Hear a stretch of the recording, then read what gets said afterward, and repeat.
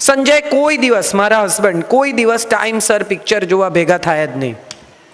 અમે પહોંચીએ ત્યારે 5-10 મિનિટનું પિક્ચર જતું જ રહ્યું હોય. 1-2 વાર ટિકિટ ફાડી નાખી, ઝઘડા કર્યા, સિનેમા થિયેટરના ઓટલા પર બેસી ગઈ, આવું બધા ત્રાગા કર્યા પછી મને એવું સમજાયું કે આમાં કંઈ ફેર નહીં પડે. એટલે મેં એવું નક્કી કર્યું કે હું બધા પિક્ચર એકલી જોઉં. મને બહુ જ ગમે છે હિન્દી સિનેમા, એટલે હું બધા સારા ખરાબ જે આવે જોઈ જ કાઢું. એને નથી ગમતા. એક દિવસ હું લિફ્ટમાં ઉપર જતી હતી સિનેમા જોવા માટે, તો વોચમેને મને, પેલા લિફ્ટમેને મને પૂછ્યું, કેમ કે રોજ જુએ એક ટિકિટ સાથે ઉપર ચડું જ્યારે બી જાઉં ત્યારે, તો મને કે આપ સબ પિક્ચર અકેલી દેખતી હે.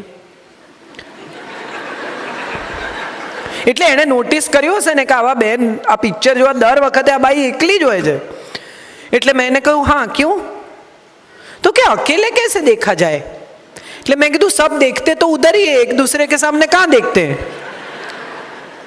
સત્ય તો આ જ છે, તમે બધા જુઓ છો તો સામેની બાજુ, બાજુમાં કોણ બેઠું છે એની સાથે તમને ફેર શું પડે?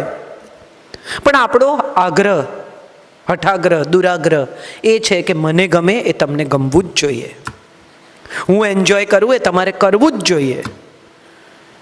મારા સગા સાથે તમે સારો સંબંધ નથી રાખતા, હું તમારા સગા સાથે બહુ સારો સંબંધ રાખું છું. તમે ભલા માણસ છો, તમે રાખો, એ નથી તો એ નથી રાખતા. આમાં આપણે શેને માટે દરેક વાતે ત્રાજવા લઈને ઊભા રહી જઈએ છીએ કે હું આટલું કરું તો તમારે આટલું કરવું જ પડે. ભારોભાર તોલી આપો, બાકી નહીં. અને ભારોભાર તોલે ત્યાં સુધી તો વાંધો નથી, ઘણાને તો નમતું જોઈએ કે હું કરું એનાથી વધારે તમારે કરવાનું. દાંપત્ય જીવન એ કોઈ બાર્ટર સિસ્ટમ નથી. તમને ગમે તો તમે કરો, તમને મજા પડે તો તમે આપો, તમને ગમે તો તમે જીવો, તમે સ્નેહ કરો, વાલ કરો, ક્ષમા કરો, સમજણ બતાવો. પણ તમે બતાવો છો માટે સામેની વ્યક્તિએ બતાવવી જ પડે, આ આગ્રહ નકામો છે. આપણા બધાનો પ્રોબ્લેમ એ છે કે આપણે એવું માનીને કરીએ છીએ કે હું કરું એટલે કરશે. આ ઇન્વેસ્ટમેન્ટની જેમ કરીએ છીએ.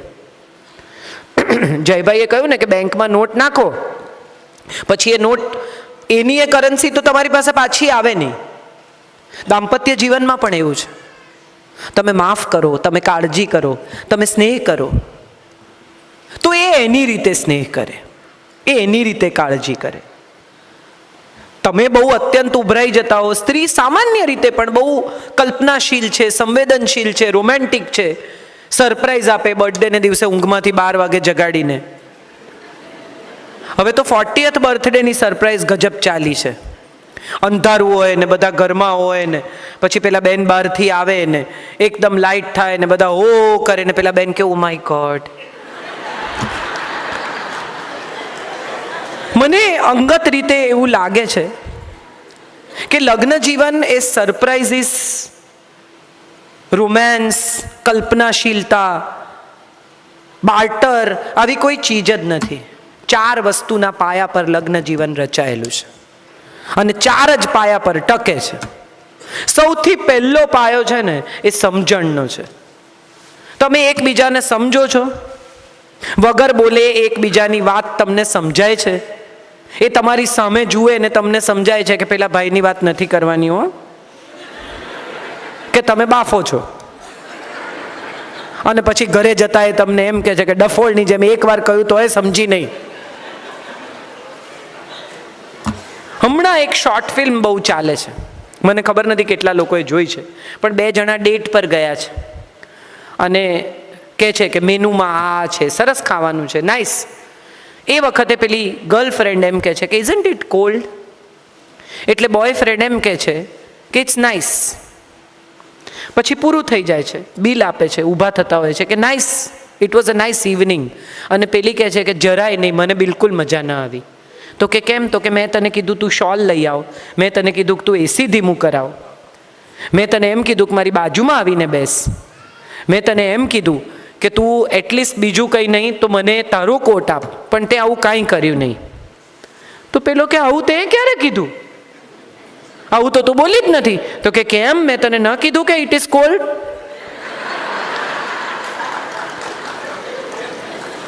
આપણે બધા અનસેડ વર્ડ નથી સમજી શકતા.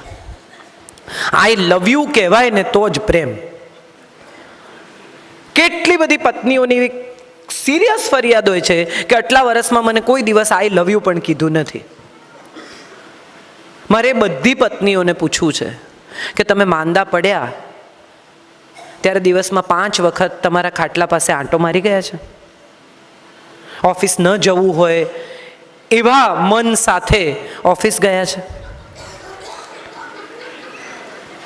બધા એકબીજા સાથે વાત કરે છે, કારણ કે બધાને સમજાય છે કે આ હારી કહે છે સાચું.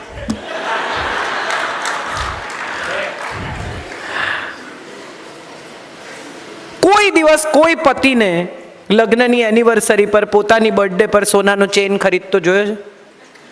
હા કે ના? હા કોણ કહે છે? મારે સાંભળવું છે. જીતવાનું નહીં. હું હંમેશા કહું છું કે જેની સાથે જીવવાની ઈચ્છા હોય ને એની સાથે જીતવાની જીત છોડી દેવાની.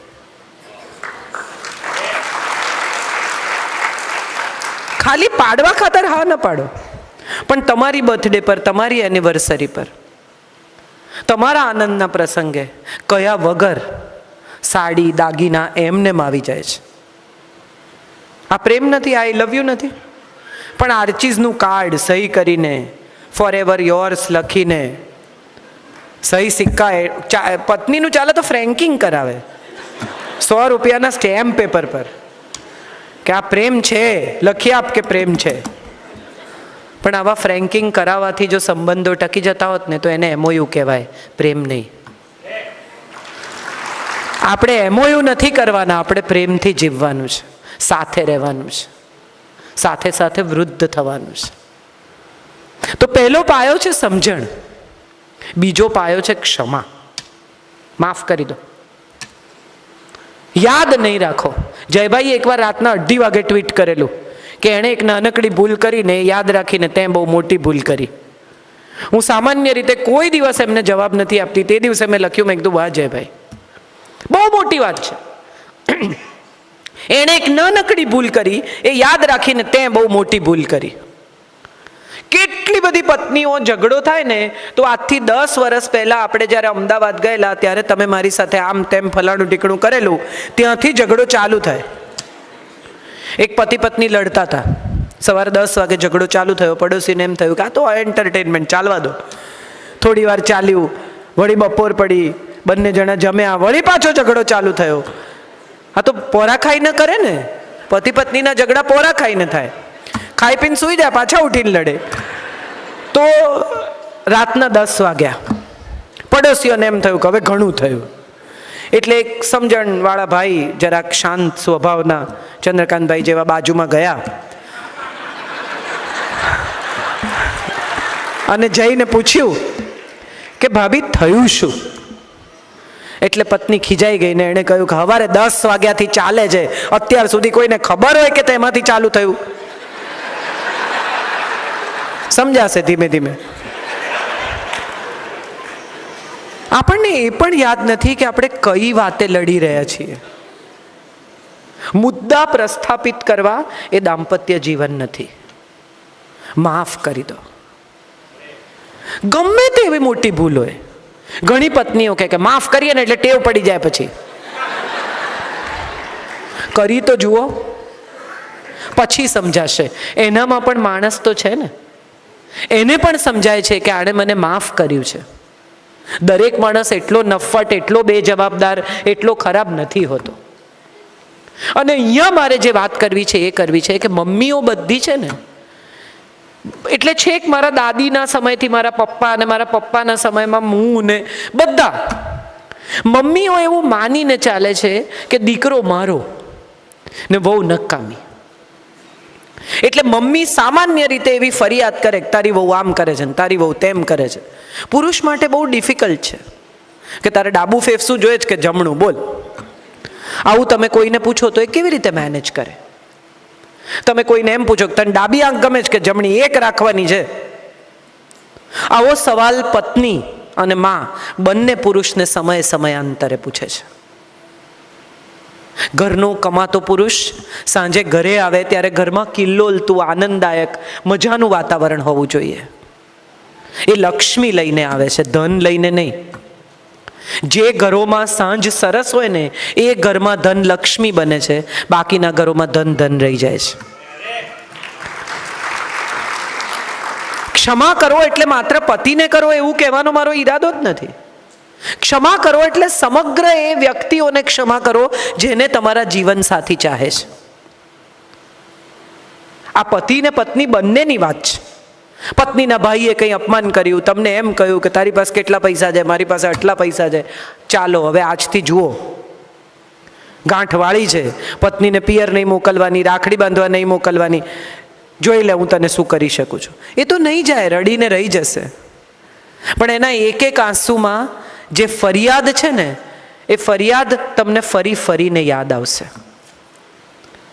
ક્ષમા કરી દો. એ એના ભાઈને ચાહે છે, એનો ભાઈ કદાચ તમને નથી ચાહતો. It's okay, it's all right.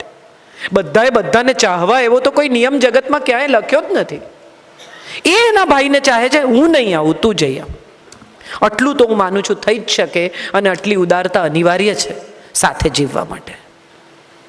કેટલા બધા લોકોને હું એવા ઓળખું છું કે સવારે નીકળતા હોય ત્યારે પૂછે કે આજ શું બનાવીશ જમવામાં, અને પત્નીએ કીધું હોય કે ભીંડાનું શાક, કઢી, છૂટી દાળ ને રોટલી ને ભાત.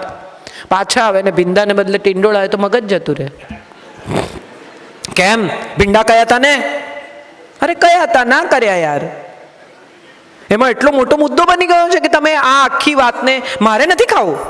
અરે એણે આટલા સ્નેહથી, આટલી કાળજીથી તમારા માટે રસોઈ કરી છે. નહીં મળ્યા હોય ભીંડા, એકવાર સાંભળી તો લો. આપણે બધા અજાણતા આપણા જીવન સાથી પાસેથી મેક્સિમમ અપેક્ષા રાખતા થઈ ગયા છે. એણે તો કરવું જ પડે, એણે તો સમજવું જ પડે, એણે તો આમ કરવું જ પડે, એણે તો છોડાય. એ કેવી રીતે ન કરે? કેમ એ માણસ નથી? અને જગતના દરેક માણસને પોતાની જવાબદારીમાંથી એકાદ વાર ચ્યુત થવાનો અધિકાર છે. ઇન્દિરા ગાંધીનો જો સિક્યોરિટી ગાર્ડ પોતાની જવાબદારીમાંથી પીએમનો ચ્યુત થતો હોય તો આ કંઈ તમારો સિક્યોરિટી ગાર્ડ છે કે તમે એને ખખડાવ 24 કલાક કરો છો? આપણે બધા અજાણતા દાંપત્ય જીવનને એટલું તંગ કરી નાખ્યું છે કે સ્માઇલ્સ વિલાઈ ગયા છે. દાંપત્ય જીવન તો સાથે હસતા રહેવાની, સાથે વૃદ્ધ થવાની, સાથે રોમાન્સ કરવાની કળા છે. બહુ મને પોતાને હંમેશા એવું લાગ્યું છે કે પહેલાંના દાંપત્યો વધુ સુંદર, વધુ રોમેન્ટિક, વધુ પ્રેમાળ હતા, કારણ કે અપેક્ષાઓ ઓછામાં ઓછી હતી.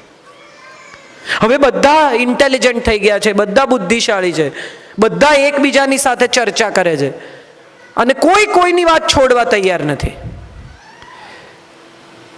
એકવાર તમને એમ થાય કે ચલો અત્યારે ચર્ચા મૂકી દો, તો એ ચર્ચા મુકાતી નથી. ના, કેમ? હવે તમારો વારો આવે એટલે મૂકી દેવાનું. એક પતિ પત્ની રાત્રે લડતા હતા, 1:30 વાગવા આવ્યો. પત્નીએ બગાસું ખાધું. હવે તમારે જીતવાનો આગ્રહ રાખવો છે કે આપણે સૂઈ જવું છે? ટૂંકમાં જો તમારે ન જીતવું હોય તો તમે સ્વીકારી લો કે હારી ગયા, એટલે આપણે સૂઈ જઈએ. મારે જે કહેવું છે આ ક્ષમા વિશે કહેવું છે. જ્યાં પ્રેમ છે ને ત્યાં ક્ષમા આપોઆપ આવે છે.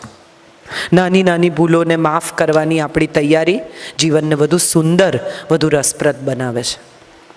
ત્રીજી બહુ જ મહત્વની અને બહુ ઇન્ટરેસ્ટિંગ વાત એ છે કે સતત ધબકતા રહો, સતત યુવાન રહો.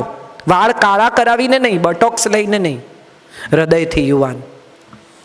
કેટલી બધી પત્નીઓને હું ઓળખું છું કે જે 40 ઉપરની હોય અને તમે એમ કહો કે આજે એનિવર્સરી છે, કંઈક સરસ પહેરો ને, કે હવે શું?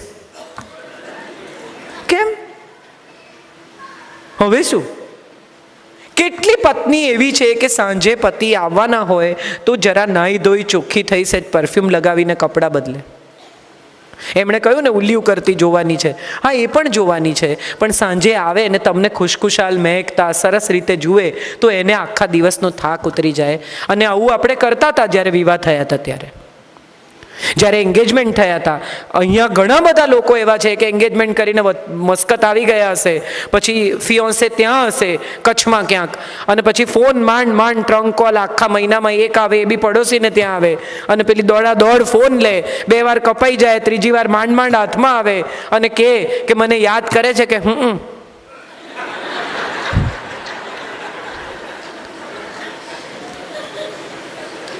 હું સપનામાં આવું છું કે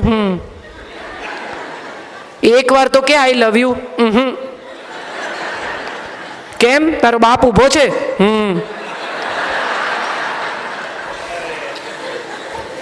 આ હ અને હું ની વચ્ચે જે કહેવાય જતું હતું ને સાહેબ, એ આજે બ્લુ ટીક વાંચીને નથી કહેવાતું. ટાઈપિંગ પણ તમને ખબર હોય તેમ છતાં એ રોમાન્સ, એ ઇમોશન આવતા જ નથી, કારણ કે આપણે બધું ઉઘાડું કરીને જોવું છે. Everything on table, bring it on table. મારે જાણવું છે કે તું મને પ્રેમ કરે છે તો કેટલો કરે છે, 2 ફૂટ 2 કિલો 2 લીટર, બધું માપમાં લખીને આપ. પ્રેમનું માપ ન હોય તો પામવા ન હોય.